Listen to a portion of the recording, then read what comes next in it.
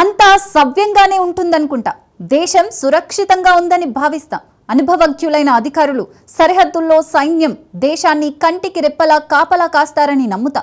కానీ ఎక్కడో ఒకచోట ఎవరో ఒకరు నమ్మక ద్రోహానికి సిద్ధంగా ఉంటారు. మదర్ ఇండియాకు వెన్నుపోటు పొడిచేందుకు ఏమాత్రం ఆలోచించరు. అలాంటి వాళ్ళనే పాకిస్తాన్ టార్గెట్ చేస్తోంది. ఆ దేశ గూఢాచార సంస్థ ISI హనీ ట్రాప్ ద్వారా మన రక్షణ రహస్యాలపై కన్నేసింది.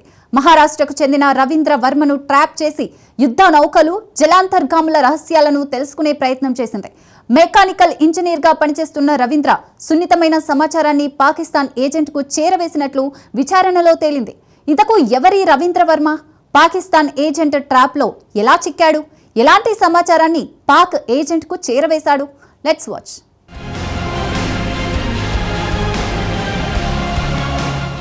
మహారాష్ట్ర హనీ ట్రాప్ కేసులో వెలుగులోకి సంచలన నిజాలు. పాక్ ఏజెంట్కు సున్నిత సమాచారం చేరవేసిన రవీంద్ర వర్మ. ఎవరి రవీంద్ర వర్మ? పాక్ గూఢచార ట్రాప్లో ఎలా చిక్కాడు?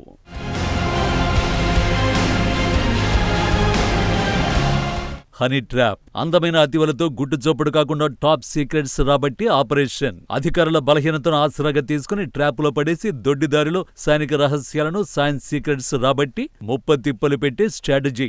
ప్రత్యర్థుల్ని ప్రత్యక్షంగా ఎదుర్కొనే ధైర్యం లేక అడ్డదారిలో అమ్మాయిలను అడ్డు పెట్టుకుని ఇన్ఫర్మేషన్ రాబట్టి అతి పురాతన వ్యూహం. ఆర్టిఫిషియల్ ఇంటెలిజెన్స్ అంటూ టెక్నాలజీ కొత్త పుంతలు తొక్కుతున్న ఈ రోజుల్లోనూ ఈ వ్యూహానికి తిరుగుండదు. అతివల మోజులో దేశాన్ని కూడా తాకట్టు పెట్టే దుర్మార్గులు ఉన్నంత కాలం హనీ ట్రాప్ కు అంతమే ఉండదు. ఇండియా ఎదుగుదలను చూసి తట్టుకోలేకపోతున్న పాక్ ఇప్పుడు ఇదే వ్యూహాన్ని అమలు చేయడంలో ఆరితేరింది. ఇప్పటికే భారత సైనికులకు పాక్ భామల తీపి వలవేసి రహస్యాలు రాబట్టిన ఉదంతాలు చాలానే ఉన్నాయి. అలాంటి హనీ ట్రాప్ ఎపిసోడ్స్ లో మహారాష్ట్ర థానేలో జరిగిన తాజా ఘటన టాప్ లో ఉంటుంది.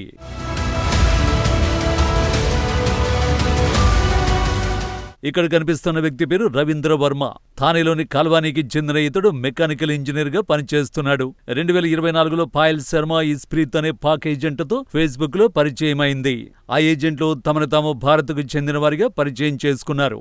ఓ ప్రాజెక్టు విషయంలో యుద్ధ నౌకల సమాచారం కావాలని వర్మను కోరారు. అలా కొన్ని రోజులు వారి మధ్య సంభాషణలు సాగాయి. అలా భారత్కు చెందిన యుద్ధ నౌకల నుంచి సబ్మెరైన్లకు సంబంధించిన సమాచారాన్ని రవీంద్ర వారికి చేరవేశాడు. ఈ మొత్తం ఎపిసోడ్ లో ట్విస్ట్ ఏంటంటే వర్మకు ఆ ఇద్దరు పాకిస్తాన్ ఏజెంట్లే అని తెలిసి కూడా ఆయా వివరాలు పంచుకున్నాడు. దీనికి బదులుగా అతడి బ్యాంకు ఖాతాలోకి పెద్ద మొత్తంలో డబ్బు జమైంది. తాజా విచారణలో ఇంకా ఎన్నో సంచలనాలు బయటపడ్డాయి. కానీ రక్షణ శాఖ కీలక సమాచారం రవీంద్రకు ఎలా తెలుసు?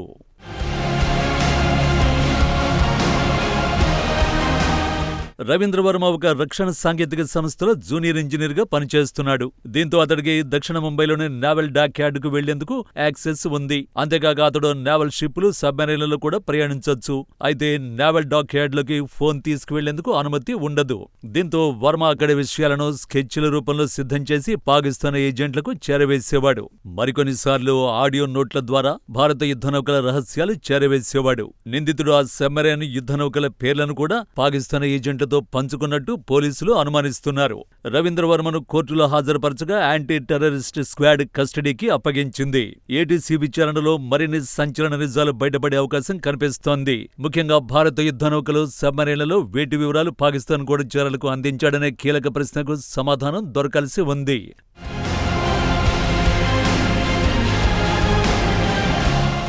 నిజానికి హనీ ట్రాప్ తో భారత రక్షణ రహస్యాలు తెలుసుకోవాలనే కుట్రలు 2-3 ఏళ్లుగా పెద్ద ఎత్తున జరుగుతున్నాయి. ఈ ఏడాది మార్చిలో ఉత్తరప్రదేశ్లోనూ ఇలాంటి కేసే తెరపైకి వచ్చింది.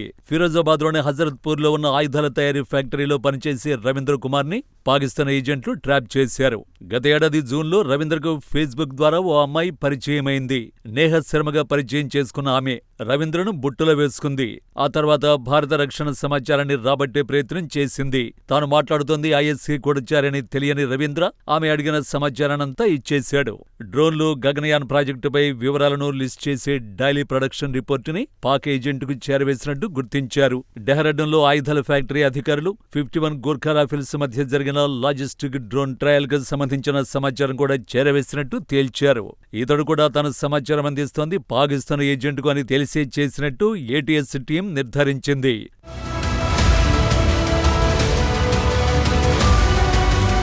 గత ఏడాది ఏకంగా బ్రహ్మోస్ మిస్సైల్ రహస్యాలు తెలుసుకునేందుకు ఐఎస్ఐ హనీ ట్రాప్ను అస్త్రంగా చేసుకుంది. గుజరాత్లో ఆ కుట్రల్ని తిప్పికొట్టింది భారత్. గుజరాత్లోని అంకలేశ్వర్లోని ఓ ఫ్యాక్టరీలో పనిచేసే ప్రవీణ్ మిశ్రా అనే ఏరోనాటికల్ ఇంజనీర్ని ఐఎస్ఐ ఏజెంట్ ట్రాప్ చేసింది. ప్రవీణ్ పనిచేసే సంస్థ డిఆర్డీఓకు సింథటిక్ రసాయనాన్ని సరఫరా చేస్తుంది. దీంతో బ్రహ్మోస్ మిస్సైల్ సీక్రెట్స్ తెలుసుకునేందుకు ఐఎస్ఐ ప్రవీణ్ మిశ్రాను ఎంచుకుంది. ఐఎస్ఐ ఏజెంట్ చండీగఢ్కు చెందిన యువతిగా నటిస్తూ ప్రవీణ్ మిశ్రాకు ఫేస్బుక్లో ఫ్రెండ్ రిక్వెస్ట్ పెట్టింది. ఆ తర్వాత అతడితో స్నేహం చేసి బ్రహ్మోస్ రహస్యాలు లీక్ చేసేలా ఒప్పించే ప్రయత్నం చేసింది. ప్రవీణ్ కొన్ని వివరాలను ఐఎస్ఐతో పంచుకోగా భారత ఏజెన్సీలు గుర్తించి అరెస్ట్ చేశాయి. అప్పట్లో ఈ ఎపిసోడ్ పెద్ద కలకలమే సృష్టించింది.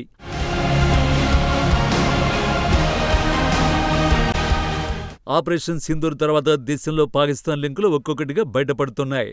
యూట్యూబర్ జ్యోతి మల్హోత్రా వ్యవహారం దేశవ్యాప్తంగా ప్రకంపనలు రేపిన తర్వాత దేశద్రోహుల ఏరువేతలో అధికారులు దూకుడు పెంచారు. ఈ క్రమంలోనే పెద్ద ఎత్తున అరెస్టులు జరుగుతున్నాయి. దేశంలో బయటపడుతున్న పాకిస్తానీ లింకులు రక్షణ వర్గాలను సైతం ఆశ్చర్యపరుస్తున్నాయి. నిజానికి భారత రక్షణ గుట్టు తెలుసుకోవడానికి ఎన్నో ఏళ్లుగా పాక్ ఈ డర్టీ వ్యూహాలనే అమలు చేస్తోంది. ఇందుకోసం ప్రత్యేకంగా బడ్జెట్ కేటాయింపులు కూడా చేస్తోంది. హనీ ట్రాప్ చేయడానికి ఏడాదికి బడ్జెట్ను 3,500 కోట్లు కేటాయిస్తున్నారని నివేదికలు చెబుతున్నాయి. దీన్ని బట్టే వారు ఇండియాను దెబ్బతీయడానికి దీన్ని ఎంతగా ఉపయోగిస్తున్నారన్నది అర్థం చేసుకోవచ్చు. సో ఈ వ్యవహారంలో నిఘా వర్గాలు మరింత అలర్ట్గా ఉండాల్సిన అవసరం కనిపిస్తోంది. పూర్తిగా పాకిస్తానీ లింకులు తెంచకపోతే మన రక్షణ రహస్యాలను కాపాడుకోవడం అసాధ్యం. ఒక్కసారి దేశ రక్షణ రహస్యాలు శత్రువుకు చిక్కితే అప్పుడే మన పతనం ఖాయమైనట్టు.